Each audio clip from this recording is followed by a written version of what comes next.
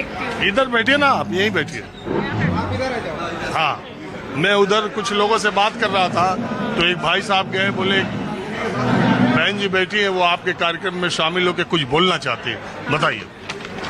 आप पूछिए मुझसे, आपका क्या सवाल है और पूछना जो अभी आप मेरे को पूछना चाहते हैं सर। मैं आम लोगों के बीच में कार्यक्रम करता हूँ, आम लोगों से सवाल पूछता हूँ किसी भी मुद्दे पर। आपने देखा है कभी? हाँ, मैंने देखा, मैंने एक बार आपको पहले भी दिया था अपना।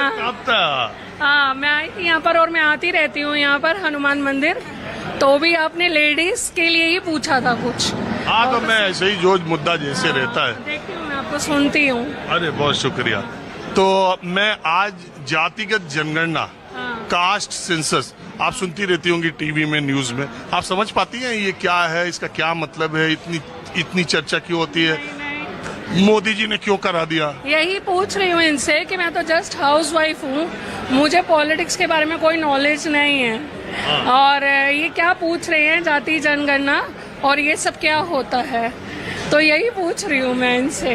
तो ये मुझसे क्या सवाल पूछेंगे तो मैं इनको क्या बोलूंगी, मुझे नहीं मालूम। अच्छा, कोई बात नहीं, मैं आपको बताता हूँ थोड़े शब्दों में। इस देश में वोट लेने के लिए इस वक्त दो तरीके हैं। एक तो भगवान और धर्म और खूब हिंदू मुसलमान की बात की जाए, और एक जो है अगड़े पिछड़े की बात की जाए, फॉरवर्ड बैकवर्ड, SC ST की बात की जाए। यही पॉलिटिक्स चल रही है, आप देखती होंगे अक्सर से टीवी में डिबेट इसी पर होती है। ये तुम लोगों को मालूम है कि जब नेता लोगों को कुछ करना होता है, या तो वो धर्म का मुद्दा छेड़ देते हैं और धर्म के उसको छेड़कर उसको उठाते हैं और उसी को फॉरवर्ड करके फिर वो वोट को लेते हैं और बस धर्म के बीच में वो करवा देते हैं, या फिर वो जो नीचे का वर्ग होता है उसका वो बनकर कि उसका साथ देंगे और ये सब करेंगे तो वोट मांगने के लिए उनके साथ हो जाते हैं, फिर बाद में कोई कार्य नहीं होता उन लोगों के लिए।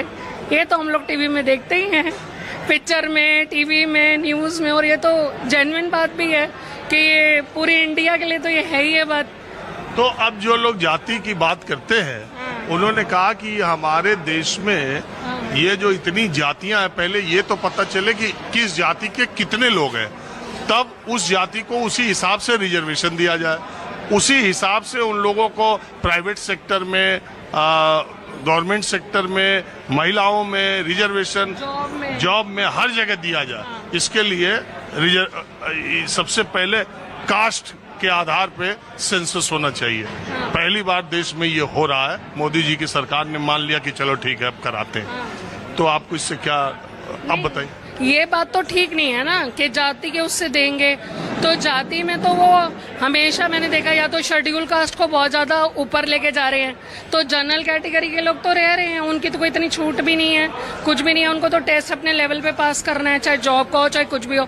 ज्यादा OBC वालों को बहुत चांस मिल रहा है और ज्यादा तो इनको मिलता है, शेड्यूल कास्ट को मिलता है, तो जर्नल वाला बंदा तो कहीं पीछे रहता जा रहा है, उसको तो सरकार कोई चांस नहीं दे रही। तो 5000 साल से जिस शेड्यूल कास्ट के लोगों को मंदिर में नहीं जाने दिया, तालाब में नहाने नहीं दिया, पंप में पानी नहीं पीने दिया, उनके आने पर उनकी कमर में बेड़ियां लगाते रहे, उनको पढ़ने का अधिकार नहीं दिया, उन्हें सिर्फ चमड़े का व्यापार करना है, जिसके साथ ये हुआ वो समाज जो पीढ़ियों दर पीढ़ियां कभी पढ़ा नहीं है, जिसके पास आज भी फूस के मकान है, जो गरीबी है, जिसके पास 1 इंच खेती की जमीन नहीं है, वो दूसरे की खेती पर ही मेहनत करके 2, 5, 4 किलो पर जीवन काट रहा है, मोदी जी का 5 किलो के लिए लाइन लगा रहा है, उसके बच्चे कैसे IAS PCS और MLA MP बनेंगे? वो तो दिल्ली के इस कॉफी होम में आने का सपना भी नहीं देख सकता, वो तो टीवी पे ही देखता होगा कि ये कॉफी होम कैसा है, पता नहीं उसके घर में टीवी है कि नहीं है। वो बात तो आपकी बिल्कुल ठीक है कि सबको सामान्य हक मिलना चाहिए, और वो लोगों ने और दूसरा क्या तरीका है?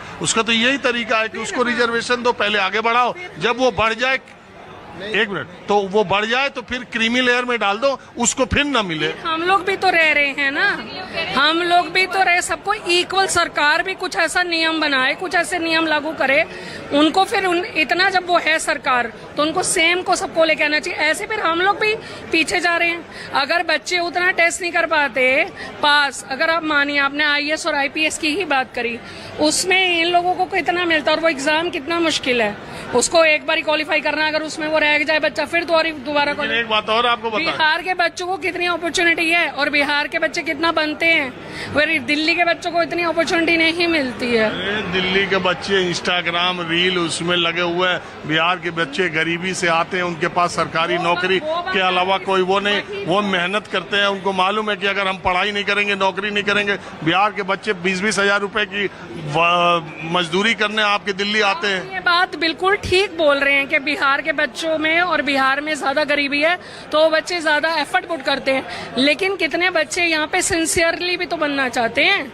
जो बच्चे सच में, यहाँ पे भी तो बहुत सारे बच्चे, यहाँ पे भी तो सिंसियरली वो बच्चे हैं ना, और महिला वर्ग ज्यादा है जो अपने आप को आगे लेके आना चाहती है, तो सरकार को महिला के लिए भी तो कुछ उसमें करना चाहिए ना। महिला के लिए तमाम जगह रिजर्वेशन हो गया, महिला आरक्षण एमएलए एमपी में आरक्षण हो गया। मैं तो बोलती हूँ आईएएस में करना चाहिए। महिलाओं में जो बच्चियां आती हैं और वो अपने लिए पढ़ना चाहते हैं, सब टॉपर लड़कियां ही तो हो रही है। तो वही तो हम चाहते हैं कि यही मुद्दा हम उठाना चाहते हैं कि सरकार को महिला को अब देना चाहिए।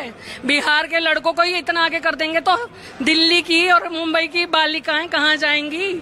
महिला को मिलना चाहिए स्थान। ठीक है, देखिए एक बात मानी जाती है और आप देखिए जानती कुछ नहीं लेकिन सब जानती है, तो मैं ये कह रहा हूँ, बस मेरी वो अंदर की बात है कि अगर मेरा बच्चा चाहता है, वो पढ़ना चाहता है, उसको ये बनना है। मेरी बात, हाँ। आपकी एक बात अच्छी है, मालूम, सब जाति, सारा धर्म, सारा बैरियर हटा के 50% रिजर्वेशन महिलाओं को और 50% रिजर्वेशन पुरुषों को कर, बिल्कुल बिल्कुल सब चीज हटा दो। हाँ, सरकार को यही करना चाहिए। फिर गरीबों की लड़कियां, महिलाएं आपकी बेटी को कैसे टक्कर देंगी? तो वो जो कनॉट प्लेस घूम रही है? नहीं, कनॉट प्लेस घूम रही है, हम तो मंदिर आए हैं।